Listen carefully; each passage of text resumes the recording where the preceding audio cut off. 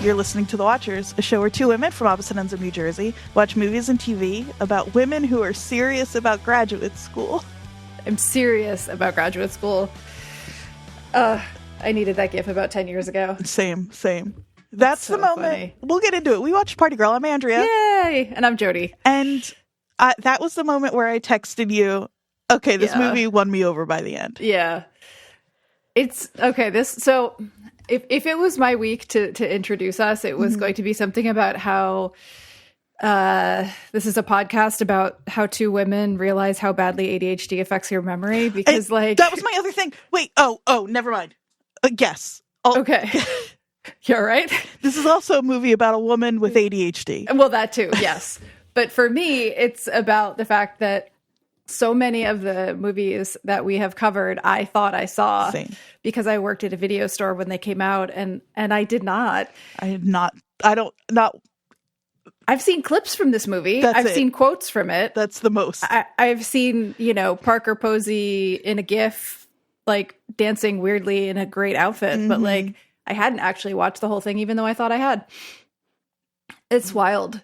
A really fascinating movie. I was wrapped the whole time. I wasn't sure how I felt about it through a lot of it. And then as I sat with it and like read more about it and learned about the making of it, and it I think it's really charming. Before we get into it, can we just, I don't know how I missed it, because 1995, Jodie, Party Girl, January 95. I just put some movies that are important to my biological makeup. Basketball Diaries, a movie I saw in theaters in 95. I was 9. That movie is inappropriate for children. Yeah. Welcome to the Dollhouse in May, Clueless in July, Hackers in September, Empire Records in September. Wow.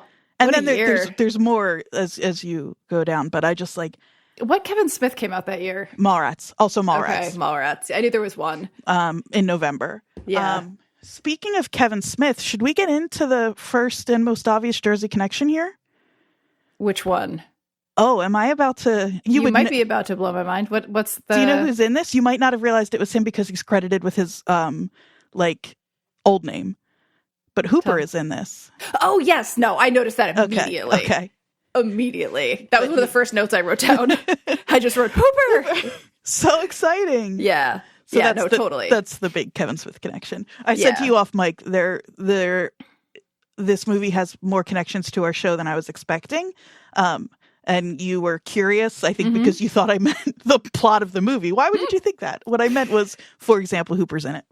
Yes. How do you want to approach this? I'm all over the place. I'm hopped up on Sudafed. Yeah. I'm still finishing my first coffee of the day, so I'm in the other direction. But I think we should talk about the background of the movie, the people involved, the directing, the casting, all of that, and then talk about the impact and the type of film this actually was. Because I think for people that haven't seen it, the background of it is actually really important because of the people that made it, the people that were in it. It really changed how I viewed the movie too, for sure, learning all of that. But what were you going to say about the connections to Yellow Jackets? Other than, not Yellow Jackets, our show. Oh, our show. Yeah, The Watchers, not the show that is in our heart. That makes more sense. Yeah, that makes more sense. Yeah. Oh, I don't know that I have any for Yellow Jackets, except obviously. Well, the first one, and we mentioned this last week, was the director of this film. This was her first. This was her directorial debut. Daisy von Schurler-Meyer has directed 3 episodes of Yellow Jackets. Right. I think that's where it. And this, and I guess found family. Yeah, and this movie is referenced by Van. Yeah. In her video store while you were streaming. But so a little bit of background, I guess we should start with. The people involved in this are the people that you would need to be involved in this for it to work at all. Totally. Daisy herself is the child of 2 industry people. Her mom was an actress and is in this film. Her dad created and wrote on soap operas, including Ryan's Hope. She grew up in the city. She basically grew up as a bit of a club kid in high school, at least. And then everyone else involved in the movie has a similar, pedigree. It totally feels because the things that didn't objectively work for me for this movie had nothing to do with the way these people were portrayed. It really felt to me like people from this scene making, and the fact that it's literally made in 1995, it's not looking back. It really feels like people walking around their life with a camera. Right. Yeah. So it was directed by Daisy. It was written by herself and Harry Brookmeyer, who was her actual like good friend and was a PA on Paris is Burning and was like very involved in the gay club scene. I read an interview where where she was talking about the very short-lived TV show and how she referred to the Parker Posey and Derek characters as her and Harry. She was like, yeah, that series. We can talk a little bit about it at the end, but we can always just add it in now. There was a TV adaptation that was attempted by Fox. They made 6 episodes and they only aired 4. I watched parts of the Did you find first it? one. I didn't have a chance to look. It's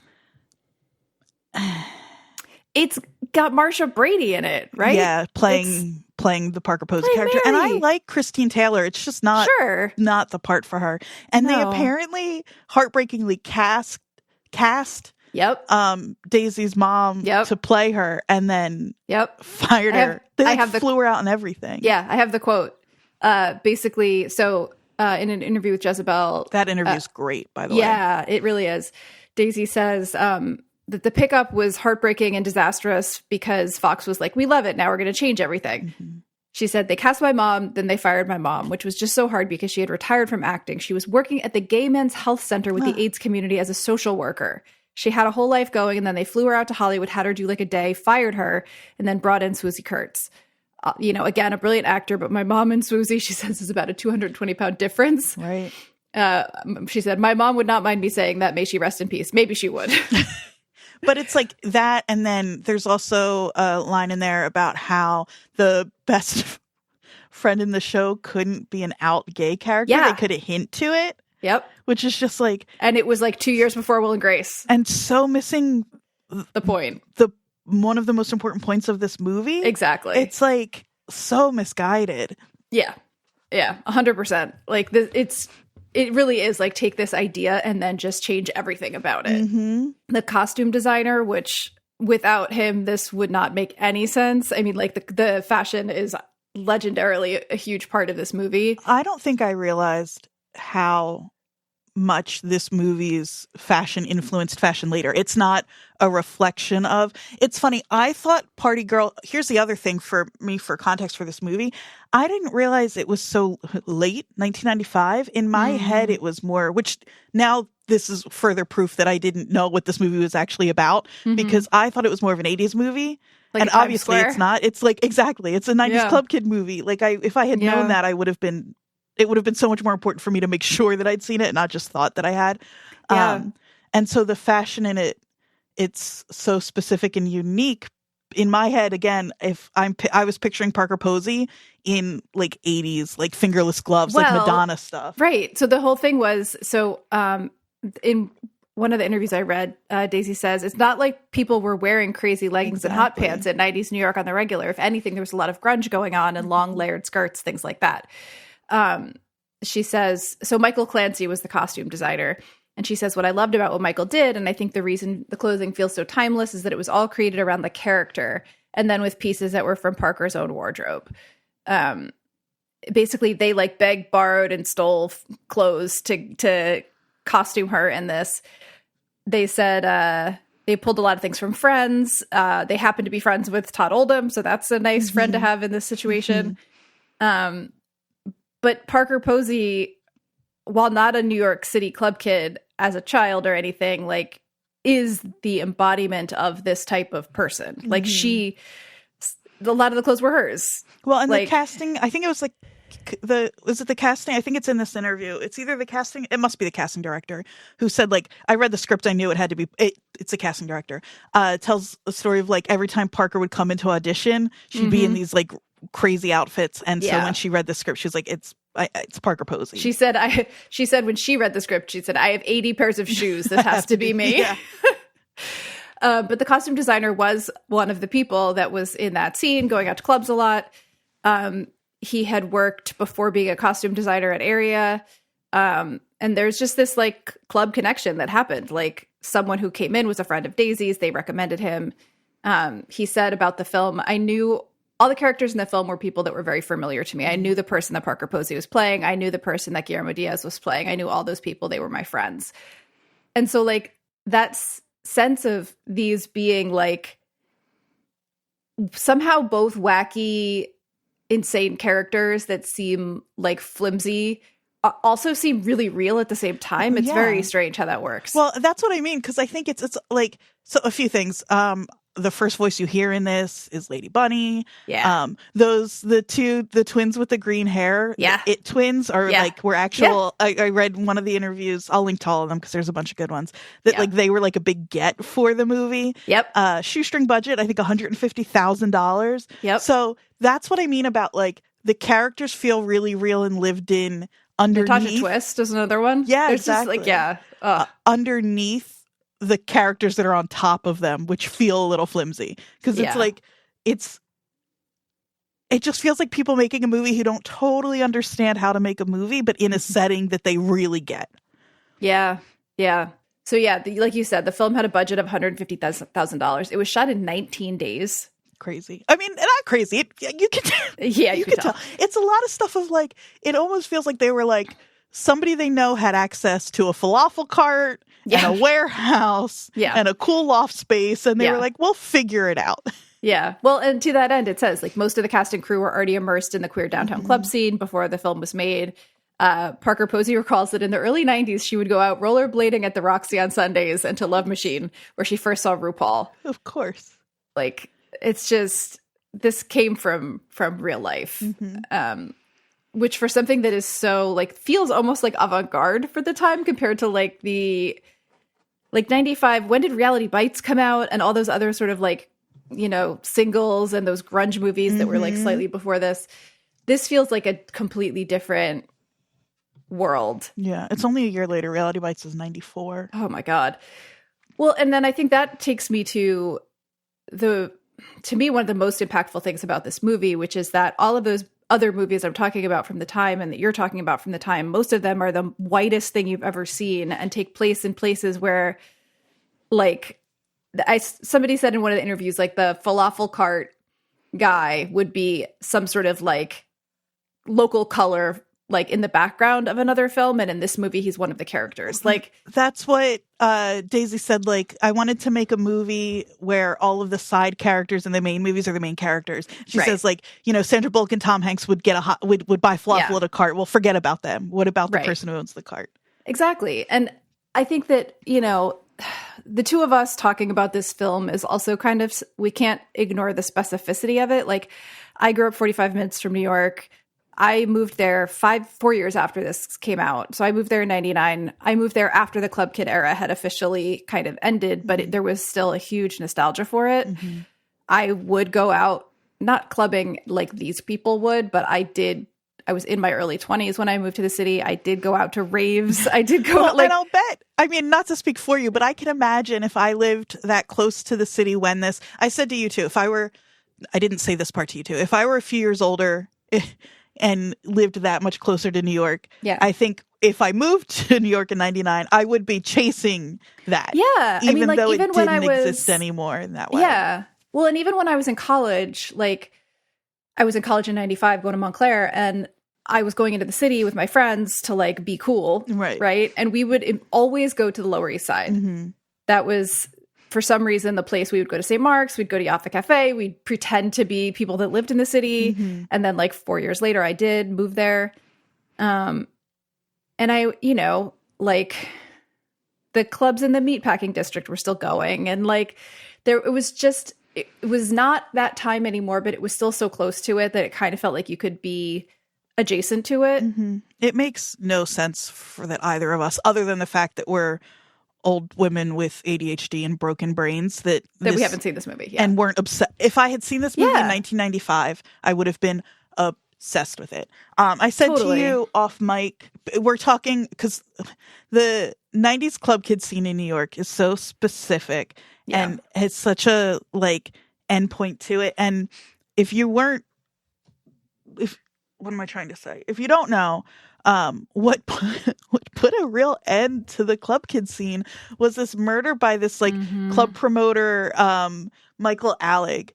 And I was obsessed with that story. There's a book called Disco Bloodbath, written by one of his good friends, James St. James. There's a movie based on it.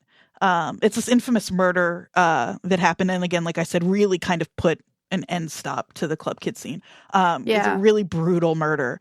And there's a movie based on it called Party Monster that stars Macaulay Culkin and Seth Green. Like it's and lots of other people. But anyway, I'm saying all of that because it's like it was just, again, such a specific point in time that it does feel like, again, somebody who wasn't directly involved with it, it feels like it really knows what it's doing here. And like the other thing about that time period in New York is, so there was that murder, and there was also Rudy Giuliani became mayor in 94. Right.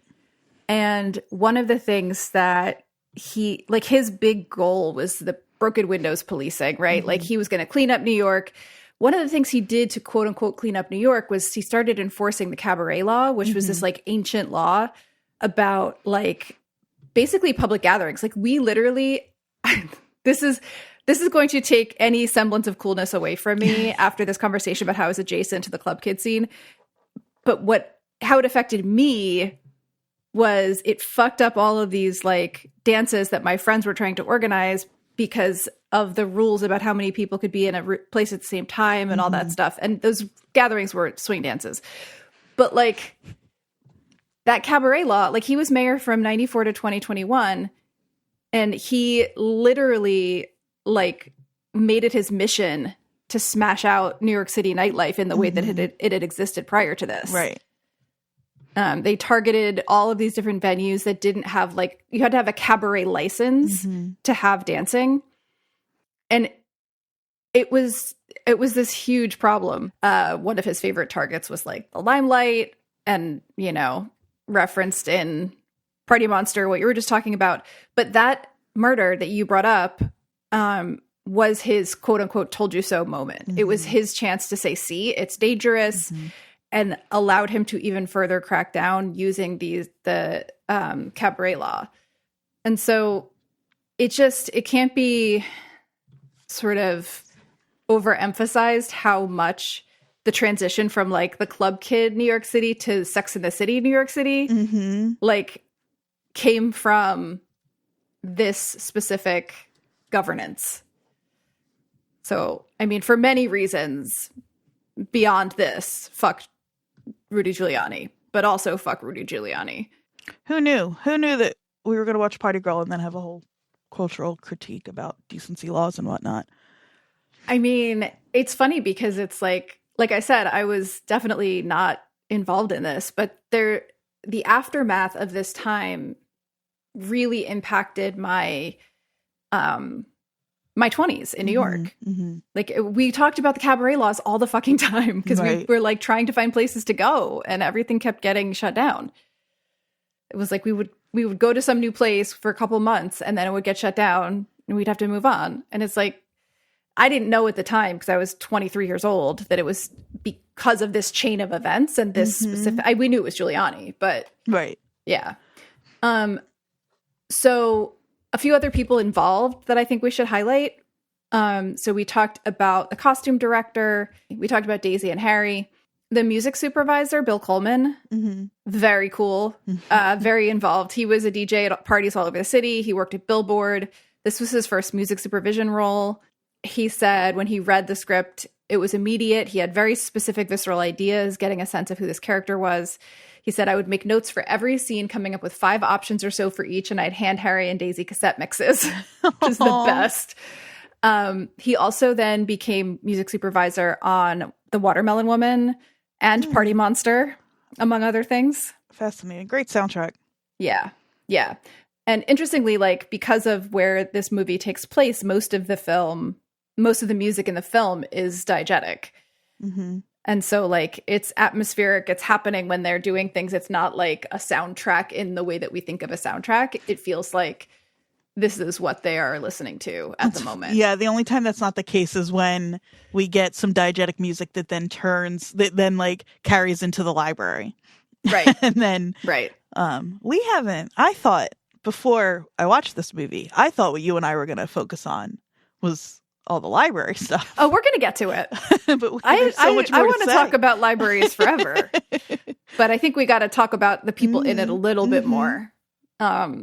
So obviously Parker Posey, legend, indie it girl, now White Lotus star. It's so funny to see her in this role though, because like we talked about this, I think last week, where both of us reference her mostly from the Christopher Guest films. Mm-hmm. Like that's where I've seen the most of Parker Posey until White Lotus. But I also was extremely aware of her as this like indie it girl and the clothing in this movie and everything. But watching her for this full hour and 30 minutes in all of these outfits, I was just like, oh my God. Like I get the worship. Like part of my problem in my early 20s is I didn't really have any queer friends. Mm.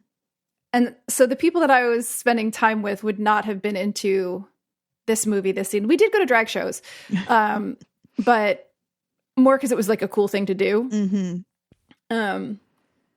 But I would have been obsessed with her had I been more who I am now when I was 23. Right. Anthony, we have some Jersey. We haven't done the Jersey connection thing in a minute. We've got some good Jersey connections. We've got two good ones, and one is, go ahead. No, you go. I want to know where you were going with that. Well, so Guillermo Diaz and Anthony DeSanto both born in Jersey, North Jersey. But do you know what else Anthony DeSanto's from? Did you I sure do. I sure do. Tell the people. He played Brendan, Christopher's friend, in 4 episodes of The Sopranos. Oh. Is that not where you were going? No. Where were you going with it? Did you miss what else he's in? I don't know. I got so excited because he's in like episode 2 of The Sopranos. He's one of the people early on that starts all the problems. He's also Father Rodrigo from Evil. He's the one who says he's from the Vatican, but you might recognize his accent from, because I grew up on listeners. Jodie just threw herself back in her chair. How did I not see this? I know. I think I just stopped at the Sopranos connection because I was like, cool. Holy shit. I did not know that. Yeah. Oh my God. So Anthony DeSanto plays Derek, her gay best friend. Mm-hmm. Holy shit.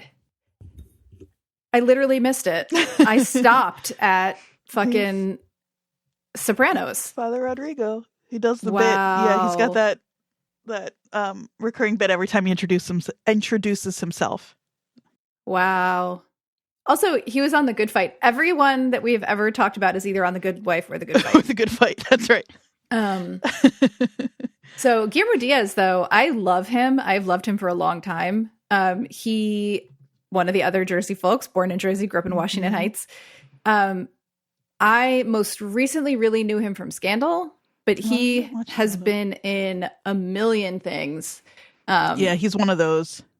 And he is like one of those like early openly gay actors. Like he wasn't openly gay immediately, but he has been for a while. He has been in like some other queer things. He also famously is a huge fan of Madonna and has a tattoo of her on his arm. Aww. But he's just like, he's been in a lot of stuff that I forgot he was in. And I loved him in. He was in one episode also of The Sopranos. Perfect. I think if you're born in Jersey and an actor. He was in 2 episodes of Broad City. That was another place I saw him recently.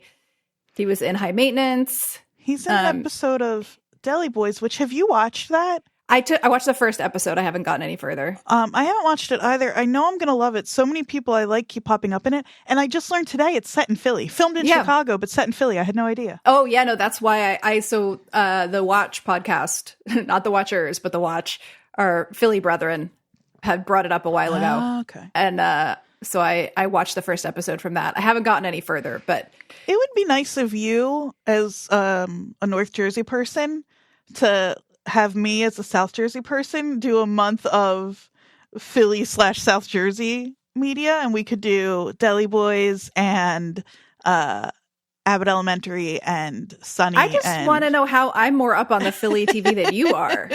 I mean, that's the real problem here. I know. You're more up on TV than I am in general, I think. He was also a judge on Drag Race.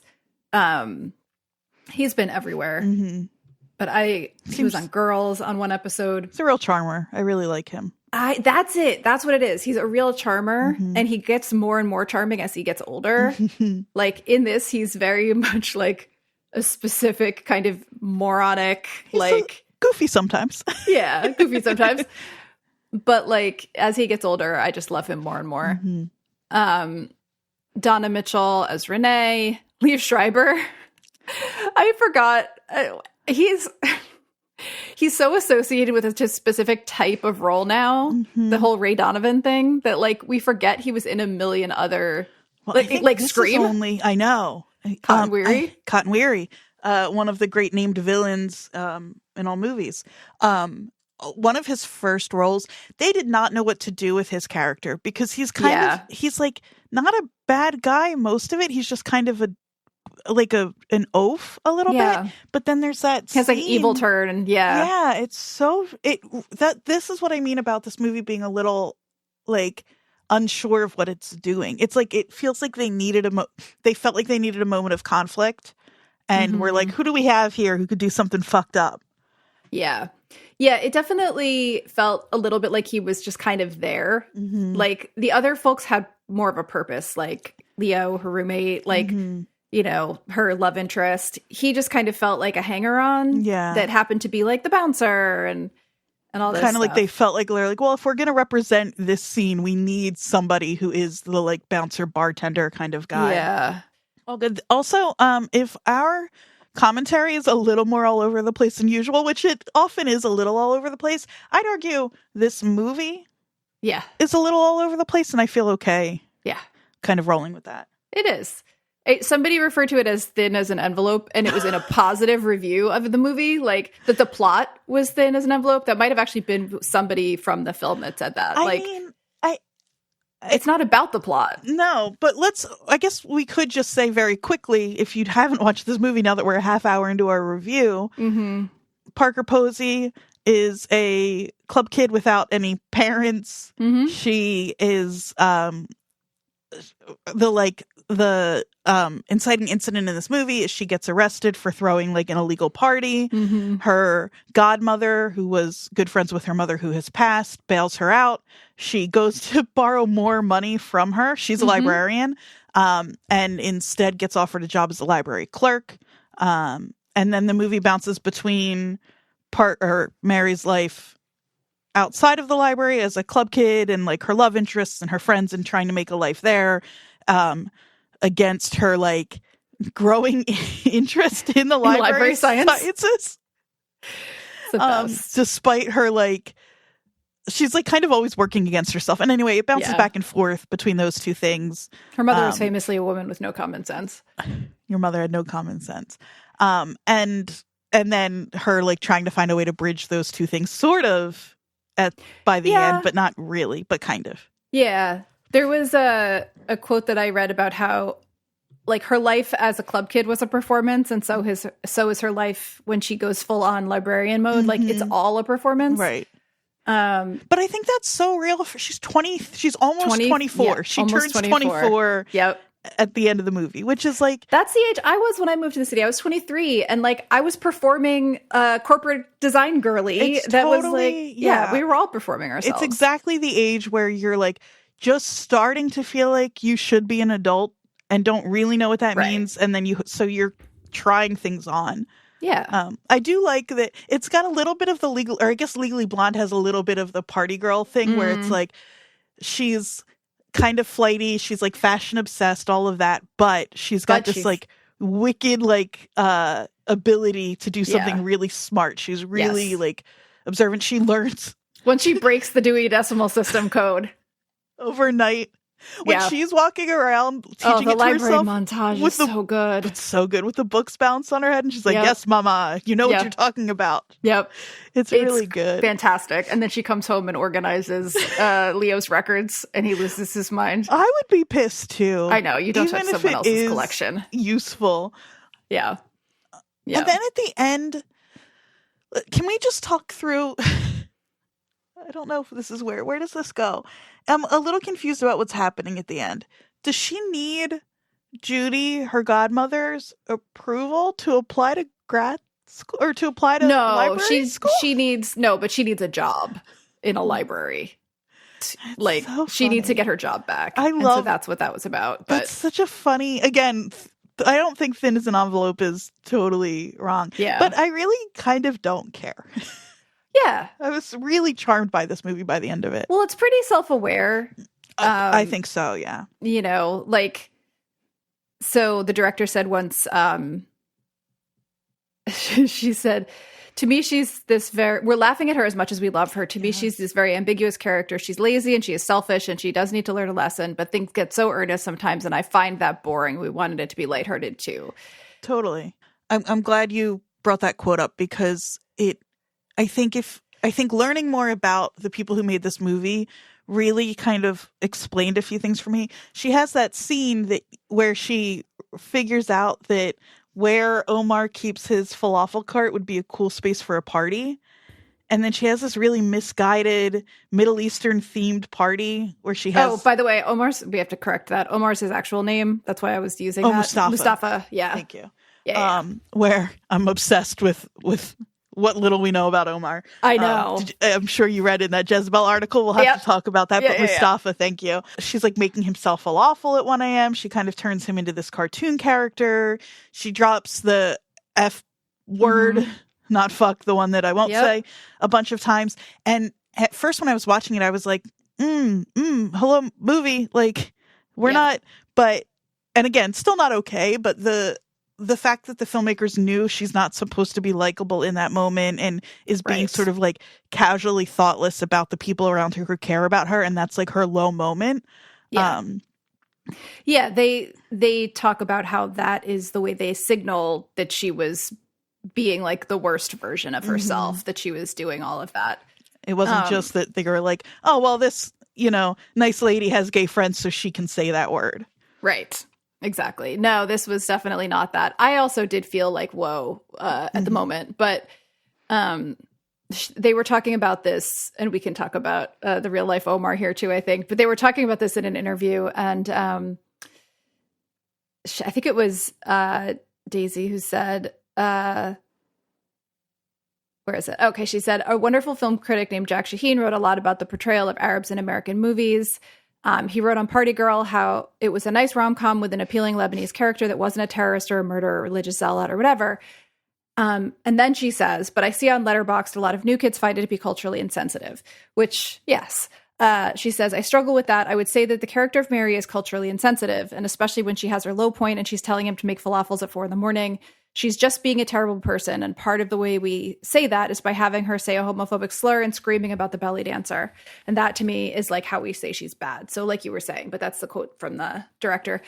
And I get that. And I mean, like, everything else about this movie is basically, like, not... like being like, look at our multicultural movie. Exactly. It's like, look at our movie of these real people, these real types of people that were around all the time. And like, it's not made as a quote unquote gay movie or a quote unquote like movie about an Arabic character. Like it's incidental in a weird way, all of the diversity in the film. And that is, I think, what makes it so unique. It's not pointing at its own diversity, really. Well, this is what happens when you let people make movies about themselves. So absolutely. Somebody wrote about that. It felt like here it is.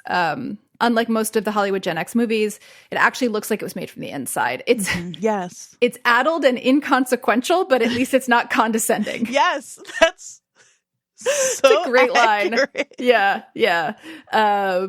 Meyer and Berkmeyer don't get all anthropological about the club scene. They don't film it as if they were dropping in on Mars. Yes, exactly. They also, this is the line I was looking for, they also don't overvalue what they're showing us. Party Girl has the courage of its own no-braininess.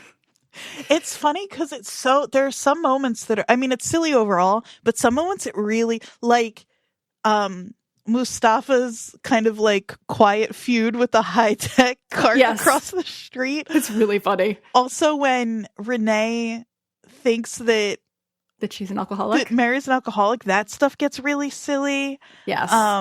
There's the line that, just to fire off some moments where I was like, this movie is sillier than I was expecting, where Renee's like, imitate a cat puking. Oh my God. That's one of my favorite moments in the whole movie. Poor Leo does, because he's so just like caught up with wanting to impress He's so earnestly her. trying to get a job. She's like, it's the name of a band. Yeah. No, that was delightful. But so silly. Yeah.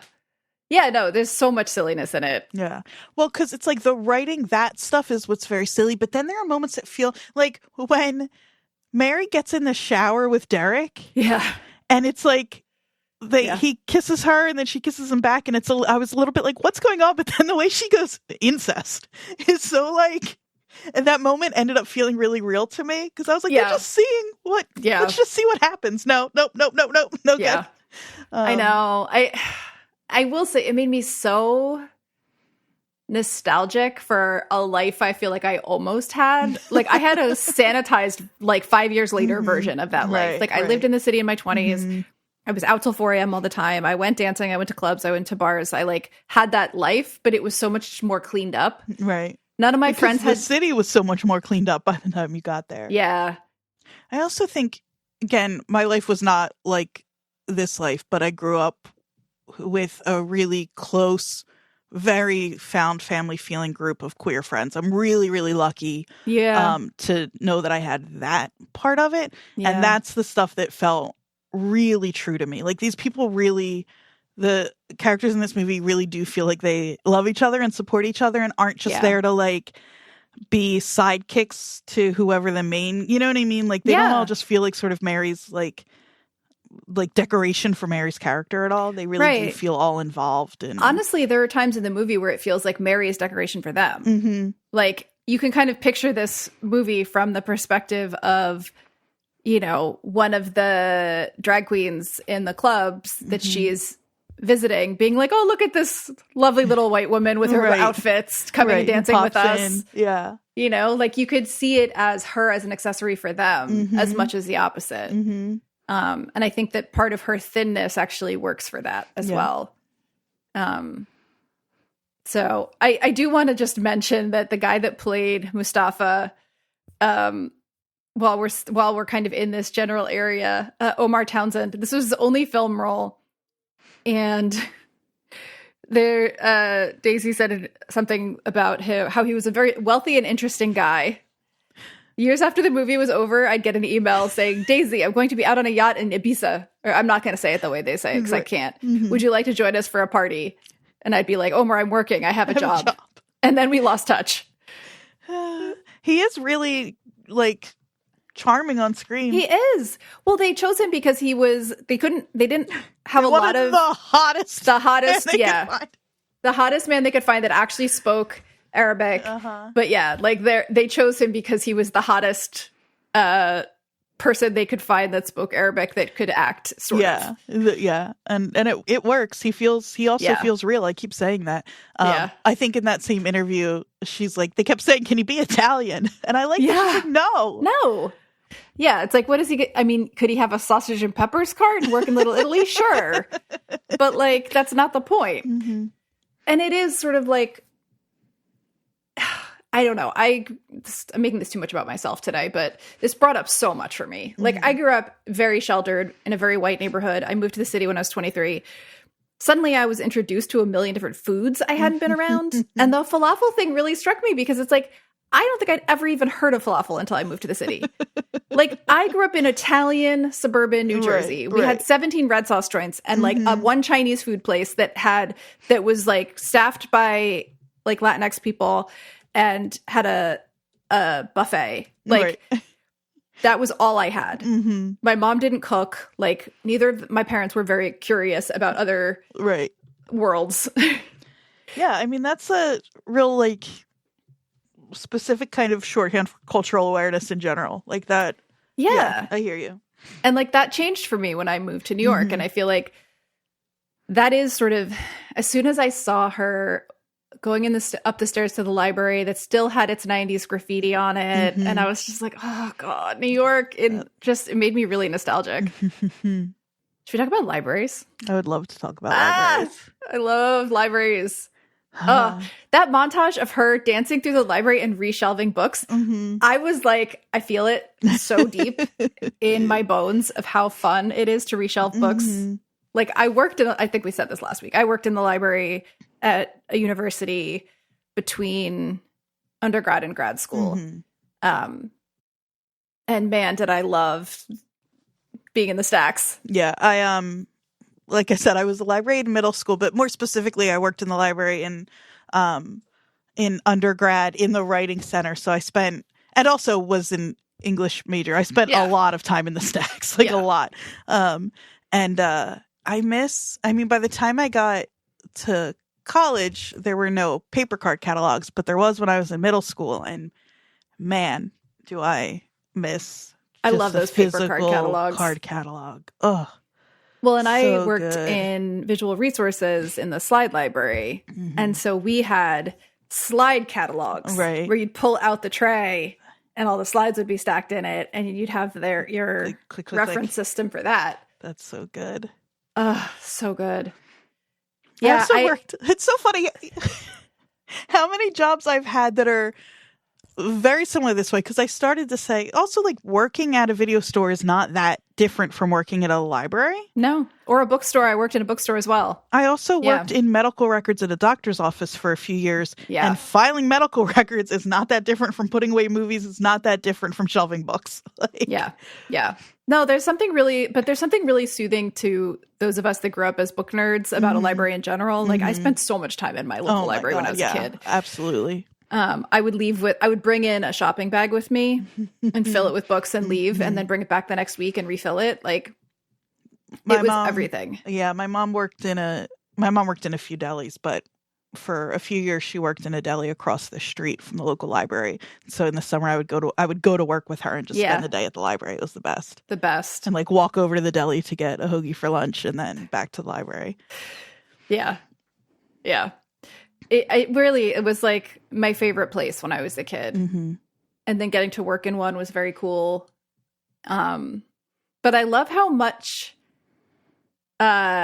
Judy has a chip on her shoulder about the library like history and how women were steered into the library fields because it felt I like love something that they made space for this in that movie. Yeah. She gets to give a whole Dewey, her whole monologue of, like, using the Dewey Decimal System but hating Dewey, and, like, it's so good. And even in the beginning when she's like, when Mary's like, what, do you think I couldn't work here? And she's like, darling, a librarian is a professional with a master's degree in library science. Even a clerk who merely shelves and stamps, like, it's just, she takes it really kind of elevates the job of a librarian. It's also really cool to hear them. I don't know why. I mean, I do know why, but I was really tickled by them discussing the different programs at the end of the movie, which ones she should apply to, and how what's his face is a snob about academic libraries versus public libraries. Like, I think I've mentioned before, I have a craft group of 40-something women, and most of them are librarians. I feel like I should bring this up to them and see how many of them. I'm sure all of them have seen it. So some of the comments I read about this film is like a comment on the feminism of it, because the goal for her is not a man, it's a job. Right. And it's like, although, did you read, I love, this is just us saying, did you read back and forth in that same article? Because it is, the job is the big thing. But they were like, this movie does not work as a story unless he, Mustafa, is the male version of the Budweiser girl. He's the prize. I say to my daughters all the time, look for the woman just being the prize at the end of the movie. Like Tom Cruise gets to become a fighter pilot and oh yeah, he gets a prize and the prize is the girl. And we were like, let's make a movie where the girl gets a job just like the boys do and she can get a prize too. Right. It just feels kind of inconsequential that he also shows up at the end. Like I almost forget that he's there, like because it's about her being harassed by a male stripper while trying to convince her godmother to get her job back. So silly. Like it's so funny because like that's another thing where the movie feels a little confused and I wasn't sure what it was doing when she and Judy are having the big fight in the library a few scenes before this. And it switches from Judy telling her she's her mother was a woman with no common sense and blah, blah, blah. And then she's like, I don't know anything about your life. Suddenly she's really invested and she's like, I want to know like who your friends are. And I was like, oh, this movie ends with her dancing with the friends. Well, and I think as a woman of a certain age, when we get the reveal, when we get the park bench moment, she's crying where we find out she's been going through menopause for 2 years, a lot of her behavior suddenly makes sense. Makes sense. Like, she seems like a weird, crazy, sort of like vindictive and mean, but also weirdly cares about her kind of battle axe, but also soft woman. And then we find out she's going through menopause. And I'm like, oh, okay. So she has no fucking control over anything at any point in her day. Like, she's having a hot flash on the Mary's ready to call an ambulance. Yeah. Yeah. No, that all of a sudden so much more made sense to me. because also, not to get too deep about this whole thing, but like Mary is 23, going on 24. She's at this crisis point in her life where she's like, nothing means anything. What am I doing here? I have no skills. I have no talents. Where am I going? Yeah, I think I'm an existentialist, which is literally something that one of my students said to me this year, which I thought was adorable. It's a rite of passage. Do you know how many papers I have from undergrad writing about, like Camus was my dude in undergrad. I have so many papers. Was my dude. Man, I really thought I was onto something with him. Yeah. No, I have a student who's graduating this year who last year, her favorite word was existentialist. But my beautiful patient professors. But so she is at this turning point in her life in her 20s, and her godmother is also at a turning point in her life. She's like, I actually like the way she talked about menopause at one point. I can't find the line, but she's also at a point where she's been at this career for a really long time. She's kind of out of touch. She misses being young and in the city, and also like feels sort of like put upon by this free spirit of a goddaughter. Like they're kind of at these different pivot points in a woman's life, which I thought was interesting to put them next to each other, and they're kind of coming towards each other at the end where like Mary's getting a little more grown up and Judy is discovering or rediscovering her like youthful energy. It made me really want the movie about Judy and Mary's mom. Oh my God, that would be so great. Yeah, if they could make it less tragic. Yeah. Because her mom died of a DWI. Also that like that's the reason Mary only takes public transportation. The reason Mary takes public transportation.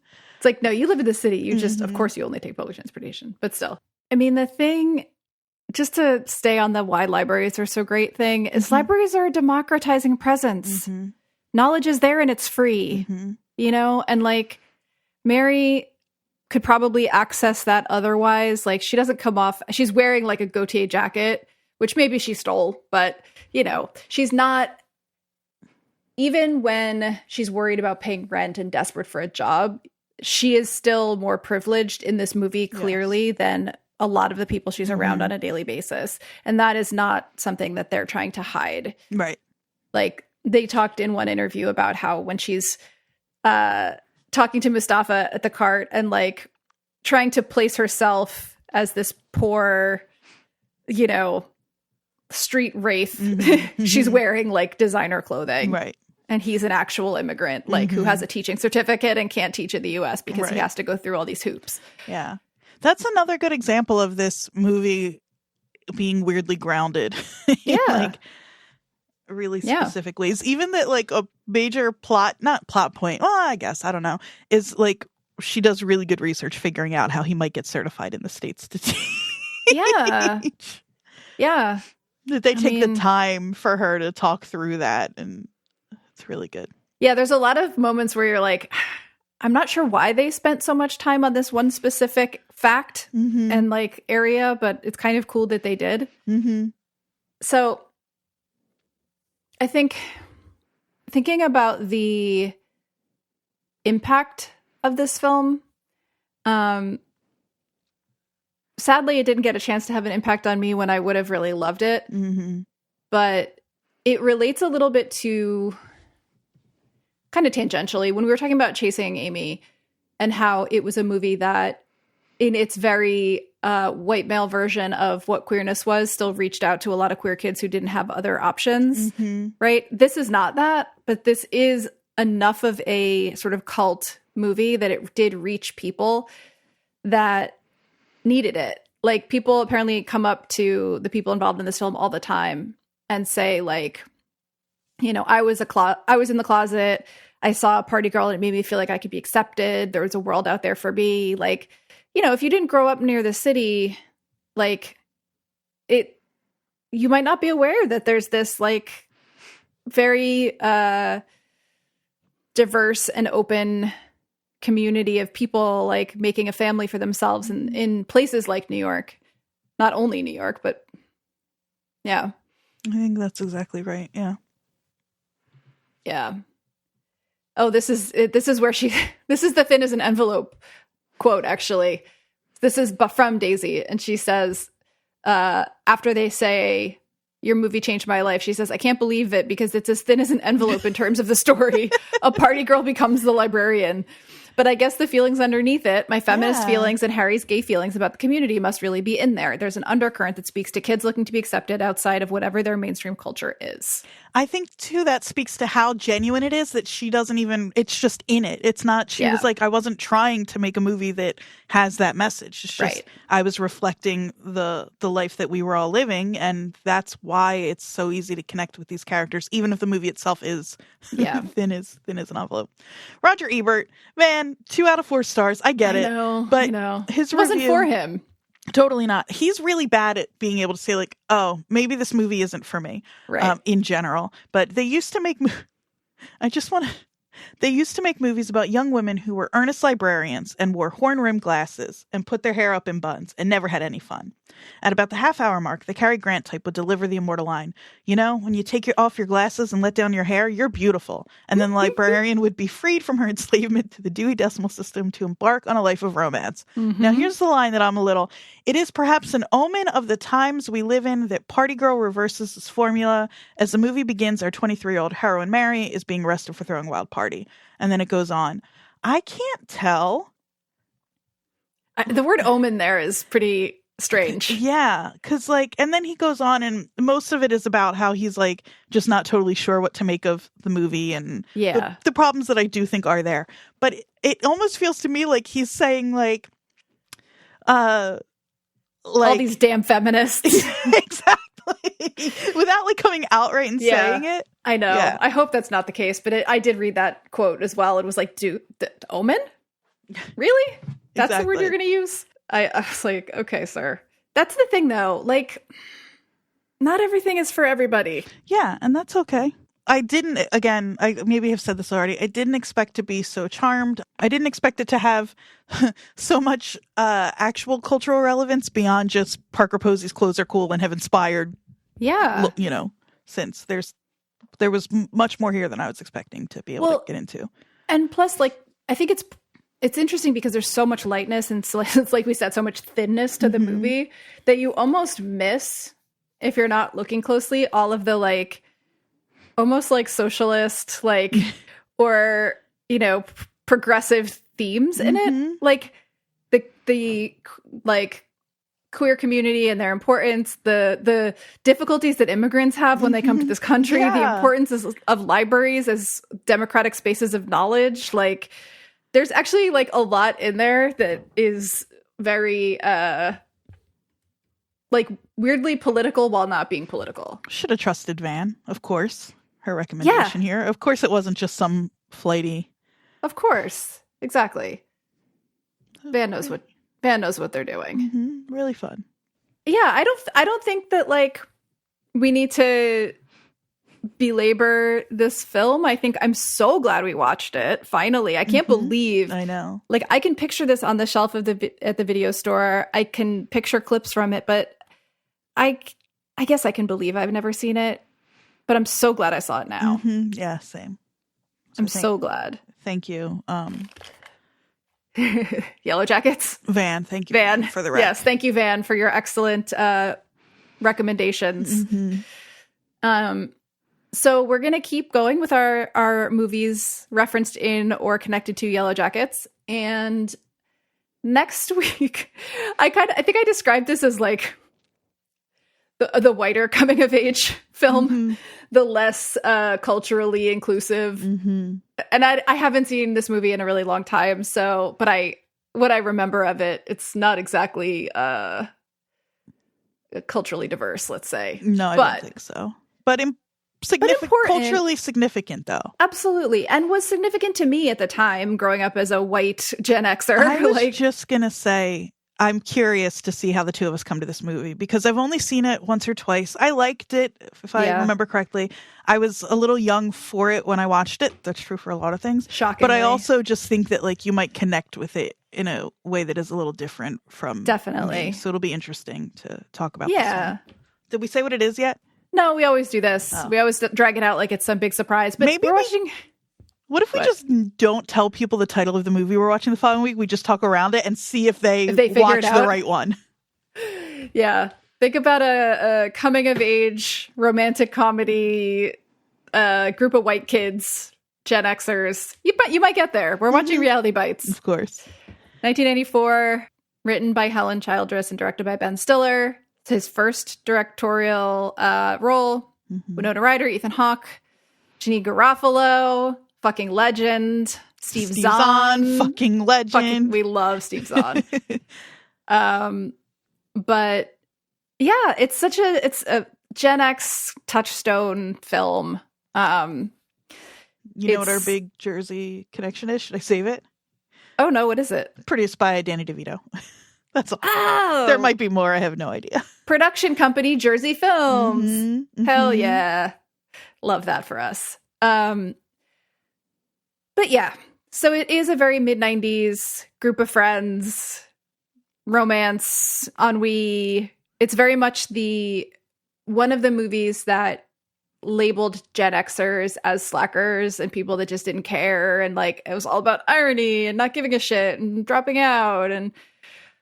But like, as we've realized as I've realized as I've gotten older and looked at younger generations coming after me, none of that shit happens in a vacuum. And usually it's due to something happening in the government of the country at the time. And, we were in the Gulf War and George Bush was president. So there were things happening to make young people feel like it didn't fucking matter. Right, exactly. So we can be a little generous.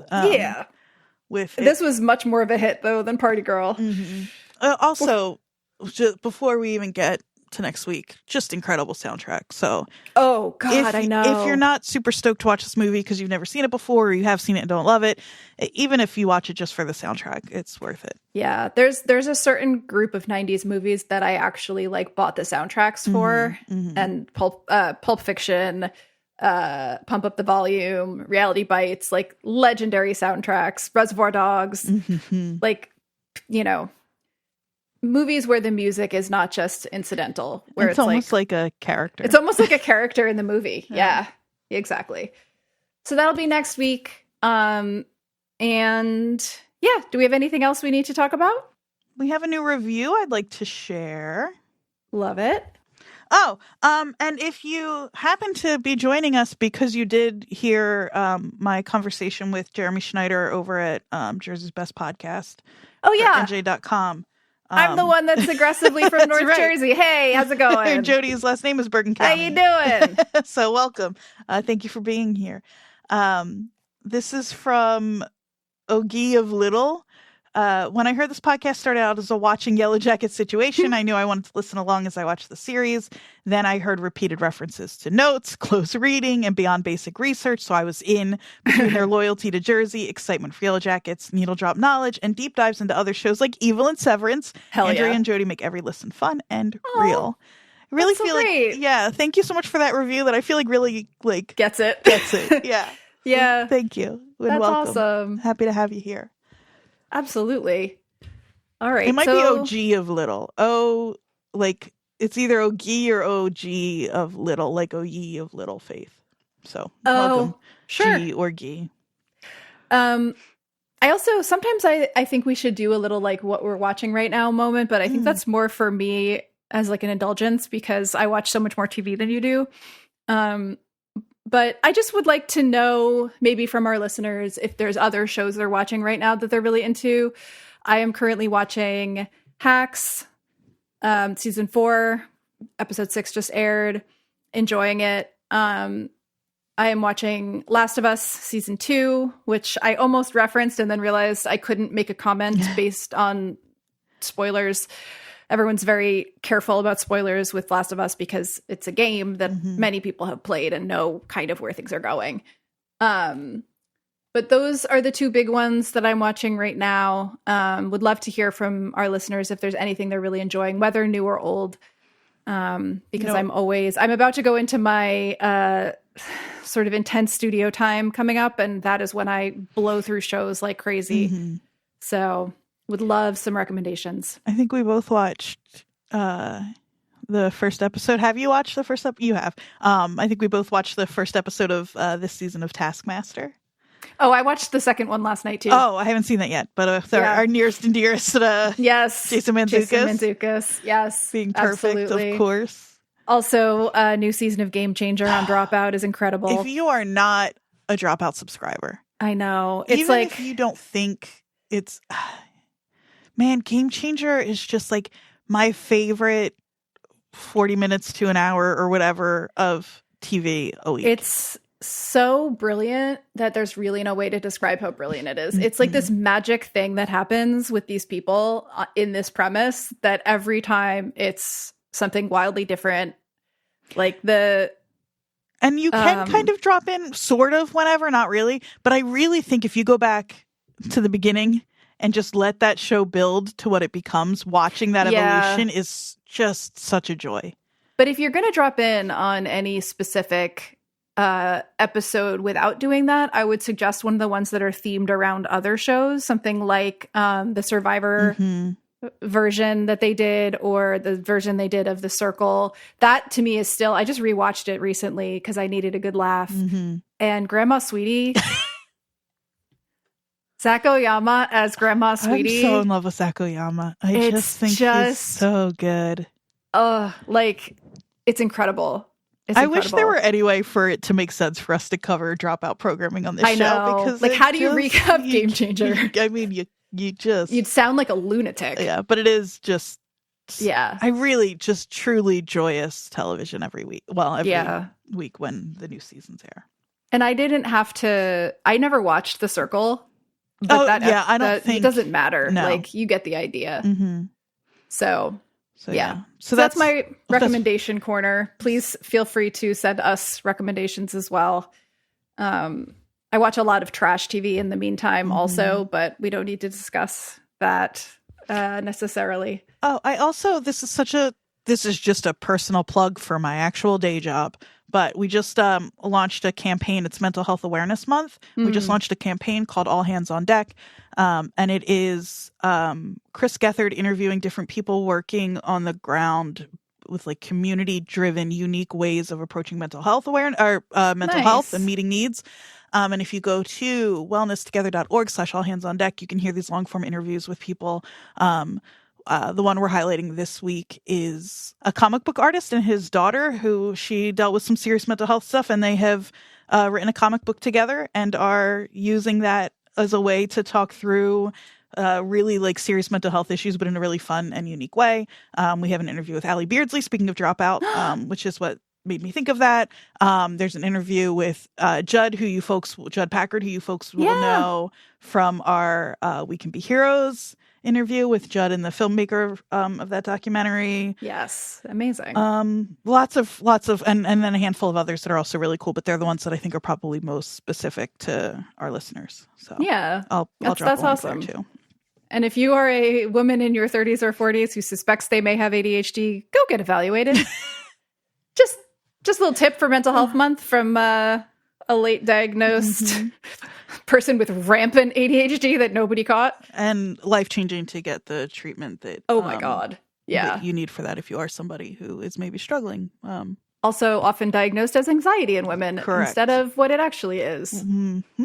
Yep. So yeah, if you think you might be a very anxious woman, and feel like your life is out of control all the time. Yeah, and treatment is maybe has been ineffective. Her after school special part of the episode. Yeah. Disclaimer: Jodie and I are not mental health experts or providers. We're just speaking from evaluated by a professional. Experience. Yes, exactly. As someone who was diagnosed for 20 years with depression and anxiety, both of which were a direct result of having no control over my executive functioning. Ditto. Yeah. So anyway, on that note, another fun thing is you can have ADHD and depression and anxiety. So also keep that in mind. Mutually exclusive. It's not mutually exclusive at all. So yeah. Yeah. On that note, I'm going to go attempt to do some work. Well, if people want to find you while you're attempting to do some work, where might they do that?